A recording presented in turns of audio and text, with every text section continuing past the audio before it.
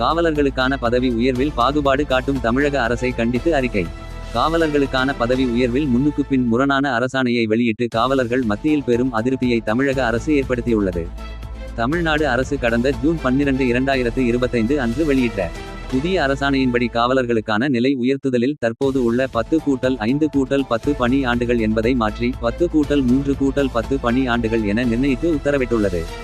அதாவது தமிழ்நாடு காவல்துறை பணியில் சேர்ந்து 10 ஆண்டுகள் பணிபுரிந்த 2ஆம் நிலை காவலர்கள் முதல் நிலை காவலராகவும், அதன்பின் அடுத்த 3 ஆண்டுகள் முதல்நிலை காவலராக பணிபுரிந்த பிறகு ஏட்டாகவும், அடுத்த 10 ஆண்டுகள் ஏட்டாக பணிபுரிந்த பிறகு சிறப்பு காவல் உதவி ஆய்வாளராகவும் தரம் உயர்த்தப்படுவார்கள் என்று அறிவிக்கப்பட்டுள்ளது. அதாவது சிறப்பு காவல் உதவி ஆய்வாளராக பதவி உயர்வு பெற 25 ஆண்டுகள் பணிபுரிய வேண்டும் என்பதை மாற்றி 23 ஆண்டுகளாக 2 ஆண்டுகள் குறைத்துள்ளது.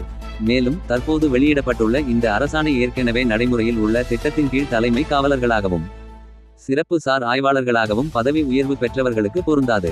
அதாவது 2002ஆம் ஆண்டு முதல் 2010ஆம் ஆண்டு வரை பணியில் சேர்ந்த காவலர்களுக்கு பணிக்கால வரம்பு குறைப்பு பொருந்தாது என்பது அக்காலகட்டத்தில் பணியில் சேர்ந்த காவலர்களுக்கு தமிழக அரசு செய்கின்ற துரோகம் ஆகும். இது ஒரே துறையில் பணிபுரிபவர்களுக்கிடையே பாகுபாட்டினை ஏற்படுத்துவது போல் உள்ளது. ஏற்கனவே நடைமுறையில் இருந்த திட்டத்தின் கீழ் தலைமை காவலர்கள் மற்றும் சிறப்பு உதவி ஆய்வாளர்களாக பதவி உயர்வு பெற்றவர்களுக்கும் தற்போது வெளியிடப்பட்டுள்ள அரசாணையின்படி முன் தேதியிட்டு பதவி உயர்வு வழங்குவதுதான் நியாயமான நடவடிக்கையாக இருக்கும்.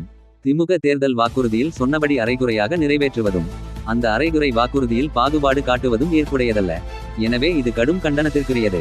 தமிழக முதலமைச்சர் திரு ஸ்டாலின் அவர்கள் இதில் தனி கவனம் செலுத்தி மக்களின் நண்பன், மக்களை பாதுகாக்கும் காவலர்களுக்கு திமுக வாக்குறுதியில் தெரிவித்தபடி நிறைவேற்ற வேண்டும் என கேட்டுக்கொள்கிறேன். தேசிய முற்போக்கு திராவிட கழக பொதுச் செயலாளர் திருமதி பிரேமலதா விஜயகாந்த் அவர்களின் அறிக்கை.